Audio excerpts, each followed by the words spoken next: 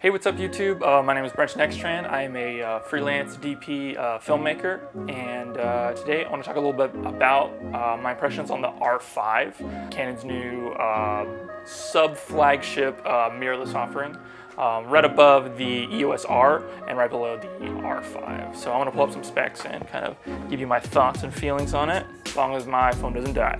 Okay, so funny story, I actually recorded this video already once on a Sony FS7, and when I went back to play back the files, the card actually filled up and I didn't have the conclusion to the video, so I just decided to shoot it all over again. I've recently, I just got the C300 Mark III in the mail, and so I've had it for about a week now. So I've been shooting mostly with the proxy file since my card reader still hasn't come. So this is also kind of an example of the C300 Mark III footage and the fantastic autofocus it has. Starting off, so the EOS R6 is a 20 megapixel full frame sensor.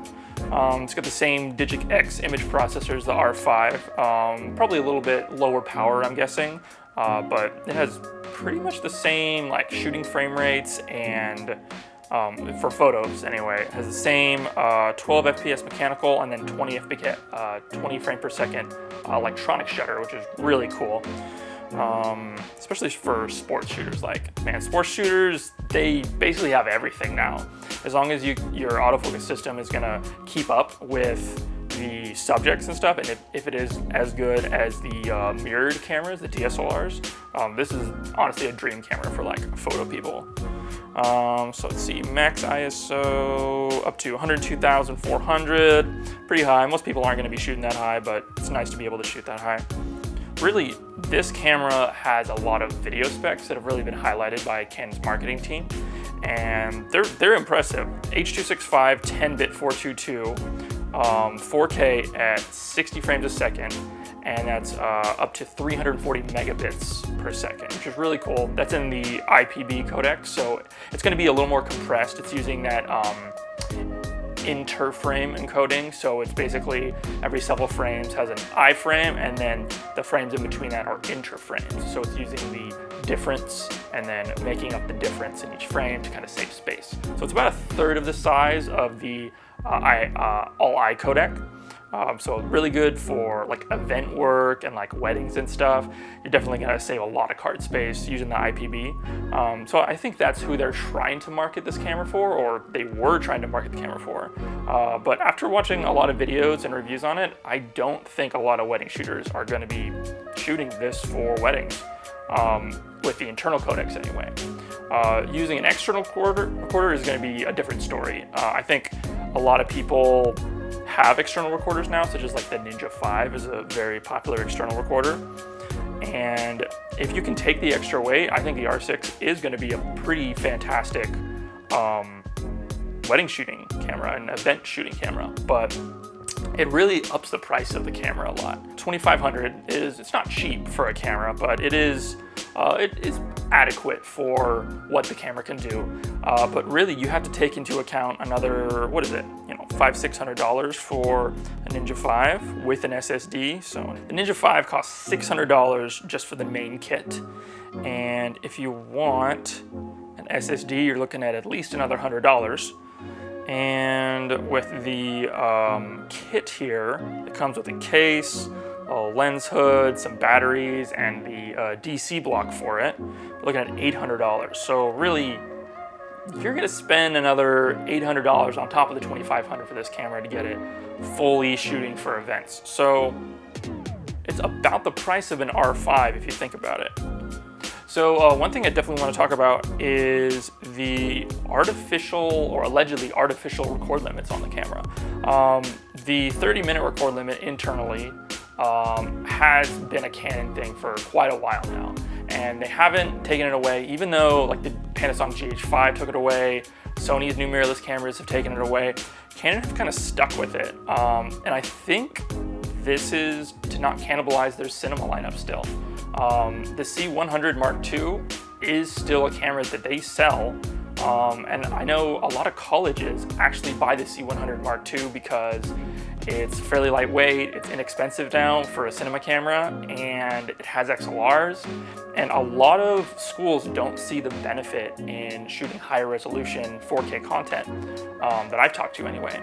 And it's kind of a bummer, but I understand why Canon can still sell that camera because people are still buying that camera. I think Canon could easily come out with an uncapped record limit, maybe like a 4-hour, 5-hour artificial limit on the recording, just so you can get through an interview or an event, because most interviews aren't going to last more than 2 or 3 hours. I think this camera is going to be fairly popular with an external recorder, but the photo aspects of it are kind of lackluster. 20 megapixels is less than most of the Sonys. Most of them are 24 megapixels now, which isn't a big jump, but just having that spec on there, like a lot of people are gonna say, 20 megapixels or 24 megapixels. And if you're a sports shooter, you'll probably go with the Canon. But if you're just doing portraits, the A7 III, it's higher resolution, it's at least $500 cheaper. I've seen it going for less than $2,000 now. And some people like the Sony colors now. I'm still not as big of a fan of the Sony colors. I think that the skin tones in particular just have a little too much green. I think they're going for that, maybe a little bit of the Fujifilm look. But I really like the Canon colors still. I think they really match a lot of the codec film aesthetics where you have just a little bit cooler shadows, a little bit warmer highlights. And I kind of lean into that when I do my color grading and stuff. One thing I want to mention before I wrap the video up, I think, is the card situation. So by removing the SD cards in the R6, allegedly, you'll be able to get 4 hours of record time to an external recorder over the micro HDMI, which is an odd choice for an HDMI, I think. But it also leads to another question. The external record time also seems to be artificially limited. Because it hits exactly the 4-hour mark, it doesn't seem logical to always hit that mark. If it was like 3 hours and 50 minutes or 51 minutes and a couple seconds, it's a non-artificial number, but hitting exactly 4 hours is really interesting. I have been rambling on far too long, and I'll see you guys in the next one. Thanks for watching. Don't forget to like and subscribe if you want to see me make more video content and just kind of ramble on about this. I'm planning on making a review of the C300 Mark III coming up, and I'm just going to be needing the card reader. It still hasn't come in the mail, so I'm recording on my Shogun Inferno right now. And I'll be recording on this for the foreseeable future right now. But it still looks great. I love the image. C-Log 2 is pretty easy to edit, and with the ProRes files, it's nice and smooth on the editor in Premiere. So yep, I'll see you guys in the next one. Bye.